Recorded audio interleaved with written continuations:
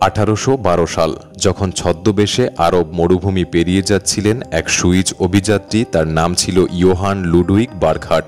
সরু পাথুরে গলিপথ ধরে প্রায় 1.5 কিলোমিটার হাঁটার পর তিনি লক্ষ্য করলেন সামনের রাস্তা একটু প্রশস্ত এবং একটু এগোতেই তার চোখের সামনে ভেসে ওঠে এক অভাবনীয় দৃশ্য।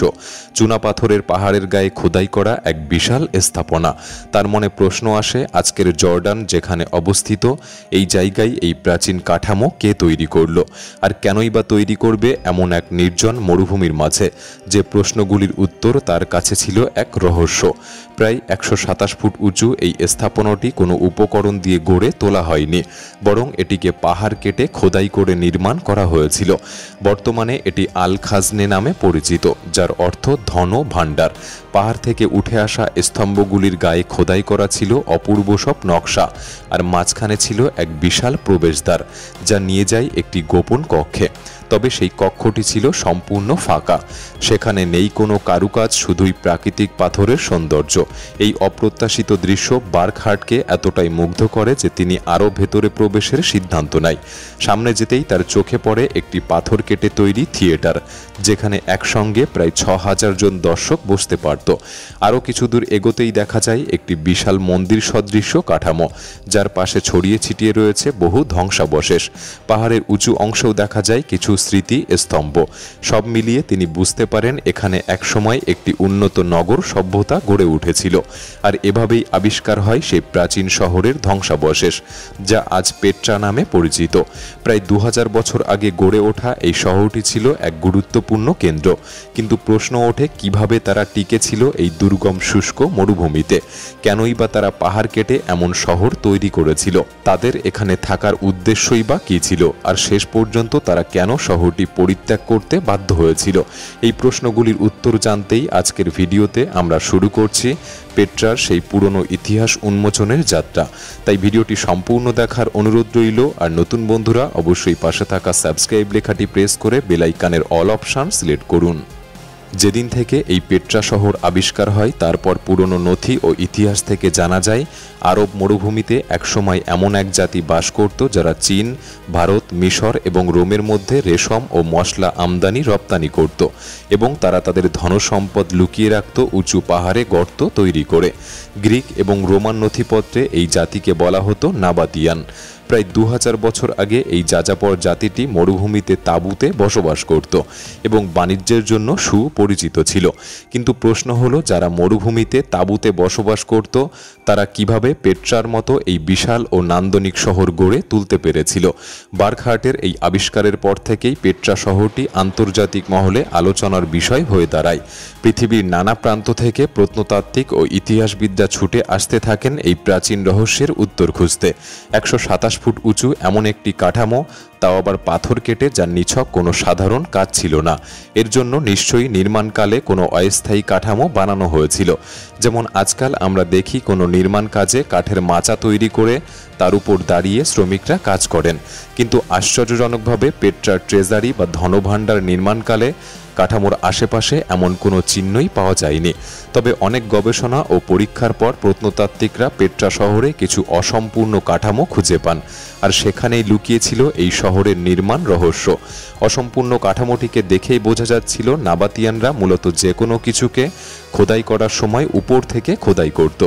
ধনভাণ্ডার খোদার সময় তারা প্রথমে 7টি চূড়াযুক্ত পাহাড় বেয়ে উপরে উঠে চুনাপাথরের গায়ে অনুভূমিকভাবে সুড়ঙ্গ তৈরি করত। সেই সুড়ঙ্গের ভেতরে দাঁড়িয়ে তারা প্রথমে স্তম্ভ এবং কারুকাজ খোদাই করত এবং ধাপে ধাপে নিচের দিকে নামত। যখন কাঠামোর উপরের অর্ধেকটা তৈরি হয়ে যেত, তখন খোদাই করা পাথরের টুকরোগুলো নিচে জমে এক ধরনের ঢাল তৈরি করত এবং সেই ঢালে দাঁড়িয়েই বাকি নিচের অংশের কাজ সম্পন্ন করত। যে অভিনব নির্মাণ প্রণালী পৃথিবীর অন্য কোনো প্রাচীন স্থানে আজ পর্যন্ত দেখা যায়নি। নাবাতিয়ানরা পেট্রায় খুব কমই কিছু লিখে রেখে গিয়েছিল। মাত্র 2-1টি স্থানে আরামাইক লিপিতে কিছু লেখা পাওয়া গিয়েছে, যে ভাষাটি খ্রিস্টের সময় মধ্যপ্রাচ্যে ব্যবহৃত হতো। ওই লিপিতে লেখা ছিল যে এই সমাধিক্ষেত্রটি অত্যন্ত পবিত্র, এর ভেতরে যা কিছু আছে তা কখনোই পরিবর্তন করা যাবে না বা এখান থেকে কিছু সরানো যাবে না। কিন্তু যে কক্ষে এই সতর্কবার্তা লেখা ছিল তার ভেতরে কেবল কিছু তাক ছাড়া আর কিছুই পাওয়া যায়নি। তাকগুলির আকার দেখে অনুমান করা হয় এগুলি সম্ভবত মৃতদেহ সংরক্ষণের জন্য ব্যবহৃত হতো, অর্থাৎ এটি ছিল তাদের সমাধি ক্ষেত্র। পেট্রার পাথরের গায়ে এমন 800টিরও বেশি সমাধি কক্ষ ইতিমধ্যে আবিষ্কৃত হয়েছে, যা দেখে মনে করা হয়েছিল এটি হয়তো শুধুই একটি বিশাল কবরস্থান। কিন্তু গবেষকরা পরবর্তীতে এমন কিছু প্রমাণ পায় যা প্রমাণ করে এই শহরে মানুষেরও বসবাস ছিল। পেট্রাতে বসবাসযোগ্য এলাকার পরিমাণ বিশ্লেষণ করে গবেষকরা ধারণা করে শহরটি স্বর্ণযুগে এখানে প্রায় 3000 থেকে 20,000 জন মানুষ থাকতে পারে, যারা ছিল একটি শুষ্ক মরুভূমির মাঝখানে গড়ে ওঠা জনপদ। তাহলে প্রশ্ন ওঠে, এই জনপদ জলের চাহিদা কিভাবে পূরণ করত? যথারীতি এই প্রশ্নের উত্তর মেলে পেট্রার গ্রেট টেম্পল বা মহামন্দির নামের একটি কাঠামোতে। মন্দিরের মেঝেতে কিছু গর্ত পাওয়া যায়, যা দেখে মনে হয় সম্ভবত এর নিচ দিয়ে জল প্রবাহিত হতো।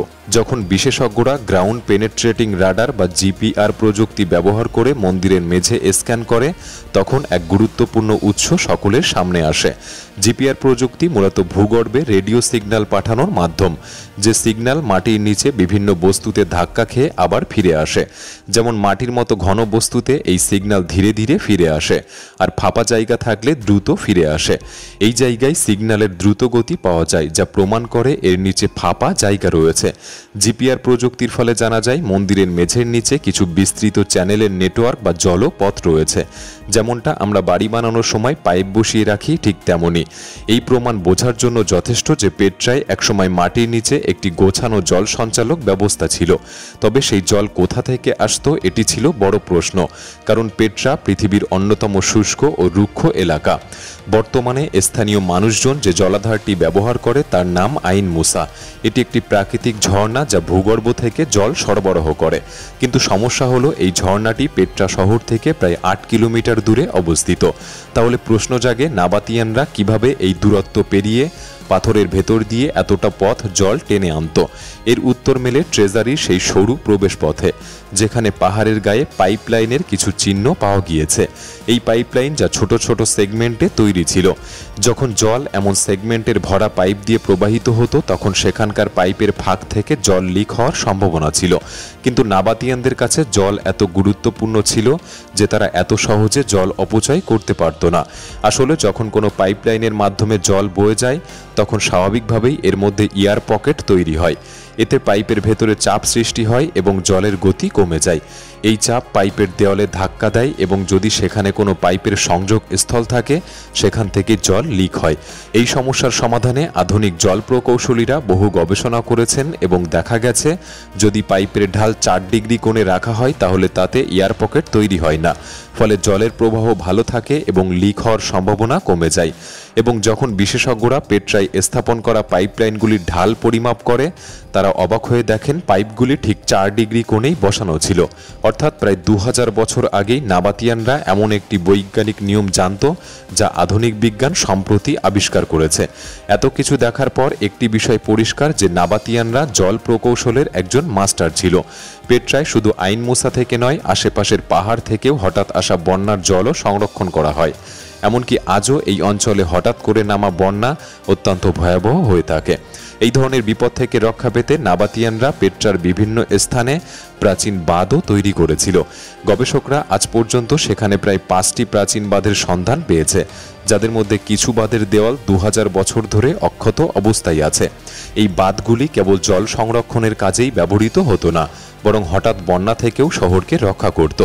এখনো পর্যন্ত যতটুকু জানা গেছে তাতে বোঝা যায় নাবাতিয়ানরা পেট্রায় বসতি গড়ে তুলেছিল এবং চীন, ভারত, মিশর ও রোমের সঙ্গে বাণিজ্য করত।